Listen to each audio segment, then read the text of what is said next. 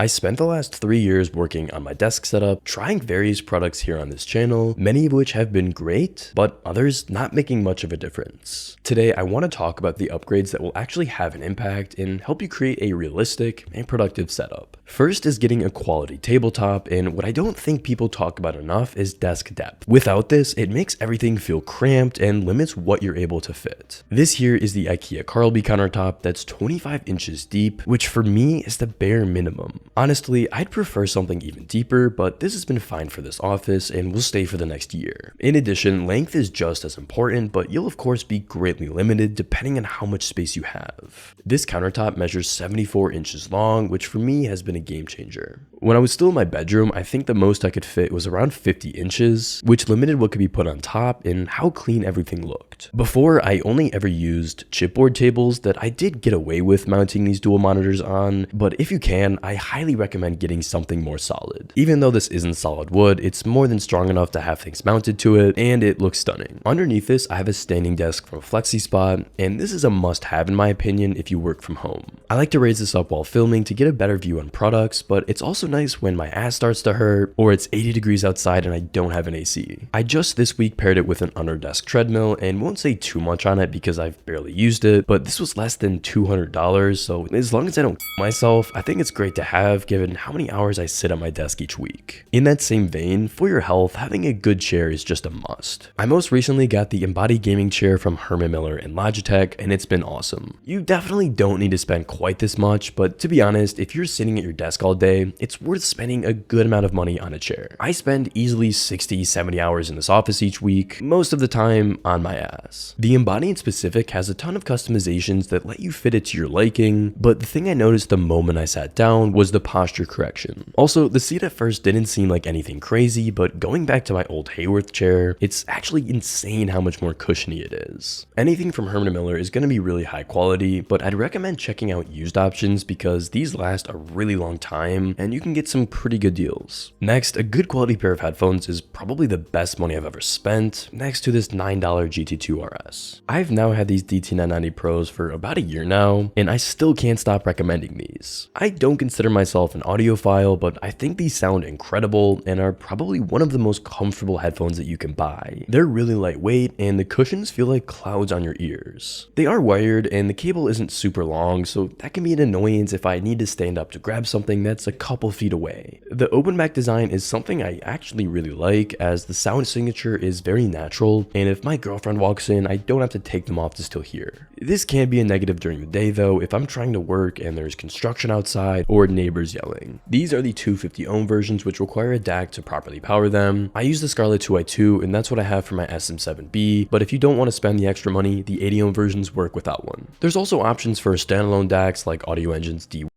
could be worth checking out for higher quality audio. While I love my headphones and use them most times, I think that having dedicated speakers is a great idea if you have the budget. Longtime viewers will know that I used the Audio Engine A2 Pluses for years, but I just recently got in these upgraded HD3s. These are a bit of a step up. The main thing for me is having the volume knob on front, along with the button for Bluetooth pairing. I also got these in black to better match the aesthetic of this space. Audio quality is great, and despite being fairly small, they can fill up the room, which is great for filming or doing something away from the desk. The bass of course won't be too impressive, so you'll need to get a subwoofer if that's something you care about. I've yet to pick one up and haven't had a problem with how these sound, but if any of you have and think it's worth it, let me know. If you're wondering, these are the DS1 stands from Audio Engine sitting underneath. These work over Bluetooth, but I find it most convenient to use these over the 3.5mm audio jack connected to my CalDigit TS4 dock. Some reviews on Amazon mentioned issues with hissing, but this hasn't been a problem for me. So a proper docking station is definitely worth spending the money on if you're hooking up to an external monitor. This one will run you $400, which is a lot of money, but this should be the last dock you'll ever need. Plugging this single cable into the Mac provides up to 98 watts of power delivery with 18 ports in total, including the host USB-C. These being 4 USB-A's, 2 Thunderbolt 4s, 3 USB-C 3.2 Gen 2s, DisplayPort 1.4, audio input, combo jack, and a SD and micro SD card slot. The new MacBook Pros have the SD card slot built built in, but a small positive with using this dock is you can just push it in and it will eject rather than having to pull. Now, I know some people worry about leaving your laptop plugged in all the time, but Macs at least, and I'm sure most Windows laptops, are smart enough when it comes to this and will convert to the power adapter as the power source so not to kill the battery. It also oftentimes charges just to 80%, which prevents it from going through too many cycles. Connected to the dock over a Thunderbolt 2 DisplayPort cable is a 34-inch ultrawide from LG UltraGear. I still have a dual ultrawide setup, but honestly think it's a bit overkill and eventually we'll get rid of that top one altogether. I think that depending on your workflow, an ultrawide can be a great option. For me, editing on here is great to take advantage of all that horizontal real estate. I initially got this to work on web development projects and recently have gotten back into that. I've been working on full stack projects with React and Express, and coding on here has been a ton of fun. You have plenty of room to have VS Code along with 1 or 2 browser windows. Regardless of whether you buy or have an ultrawide though, there are 2 upgrades to your monitor that can have a serious impact. First is using a nice wallpaper. This is one of the Prism wallpapers I designed, so if you want to grab that, the link is down below. Second is a monitor arm that gives the benefit of the floating design, but also freeing up precious space on your desk that otherwise would be taken up by a stand. This is a cheap $30 one from Vivo, but for my gaming setup, I spent a bit more on a gas spring arm that makes moving around the monitor 10 times easier. Rather than using an Allen wrench every time you need to adjust it, it can easily change to whatever angle or position that you'd like. On top of the monitor, I have the BenQ Screen Bar Halo,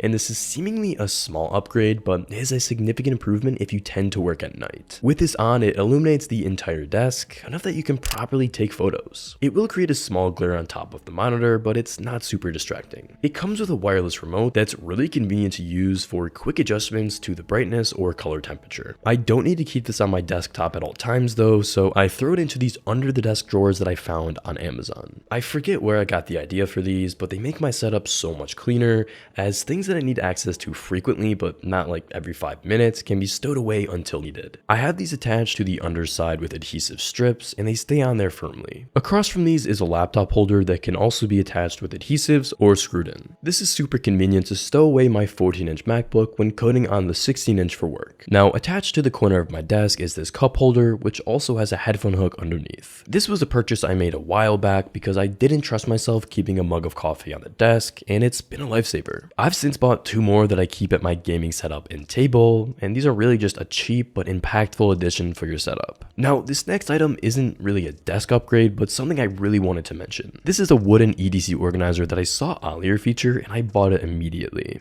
This is where I keep my watches, phone, wallet, and keys whenever I come into the office. Now, lastly, a desk mat is something I've always needed to have at my desk, as I think the tabletop looks bare without one. This smart desk mat from today's sponsor Moft is one that's definitely worth looking at to organize all of your devices at once. Its adjustable and modular design allows you to tidy up all of the devices that you care about on the same surface. The top layer of the mat can lift up to 25 degrees or slide from 40 to 60 degrees depending on how you want to work. At 25 degrees, it's perfect for coding on my MacBook while keeping my phone charged on the wireless charging pad from their accessory kit. The mat has built-in NFC, which allows you to quickly enable 2 customizable shortcuts on your phone. I love using their detachable cushion to prevent wrist strain from hours of coding, but also as a leg cushion when working away from the desk. At 45 degrees, I throw my iPad on the tablet holder to sketch out thumbnails and UI designs, while keeping the Apple Pencil connected to the mat's magnetic surface when not in use. Moft includes 2 book holders so you can hold open a book or use their memo holder to quickly reference important documents. The mat is constructed of special polyurethane and strong fiberglass material that's durable and water resistant. If you're interested in checking this mat out, go to the link in the description. So after building multiple setups over the last 3 years, these are the upgrades I think are actually worth making. I hope this was helpful, but let me know down below which of these upgrades you found most useful. I'll have links to everything in the description so you can go check that stuff out. If you enjoyed, you might want to check out this video here where I go over my full home office and YouTube studio, show you everything that's in here and how I stay productive. Take care.